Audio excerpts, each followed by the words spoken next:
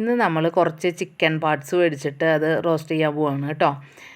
അത് കഴുകി അതിലേക്ക് മല്ലിപ്പൊടിയും മുളകും പൊടിയും മഞ്ഞൾപ്പൊടിയും ഉപ്പ് അതുപോലെ തന്നെ സവാള ഇഞ്ചി പച്ചമുളക് വെളിച്ചെണ്ണയൊക്കെ കൂടി തിരുമ്പി വെച്ചതാണിത്.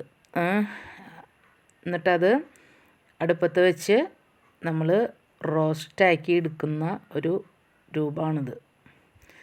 അതിന് ശേഷം നമുക്ക് കഴിക്കാം. അതുപോലെ തന്നെ ഒരുപാട് വെളുത്തുള്ളി ഞാൻ അതിലേക്ക് ഇട്ടിട്ടുണ്ട്. എന്ന് വെച്ച് കഴിഞ്ഞാൽ ചിക്കൻ പാർട്സ് കഴിക്കുന്നത് അത്ര നല്ലതൊന്നല്ല, എന്നാലും കഴിക്കാൻ തോന്നിയത് കൊണ്ട് വാങ്ങി. അതുകൊണ്ട് ഒരുപാട് മഞ്ഞൾപ്പൊടി മല്ലിപ്പൊടി ഒരുപാട് വെളുത്തുള്ളി ഇട്ടിട്ടാണ് കഴിക്കുന്നത്. അപ്പോൾ നമുക്ക് അത് വലിയ സൈഡ് എഫക്റ്റും കാര്യങ്ങളും ഒരു പരിധി വരെ ഉണ്ടാവില്ല എന്ന് വിശ്വാസത്തിൽ നമ്മൾ ഫുഡ് കഴിക്കാനായിട്ട് പോവുകയാണ്.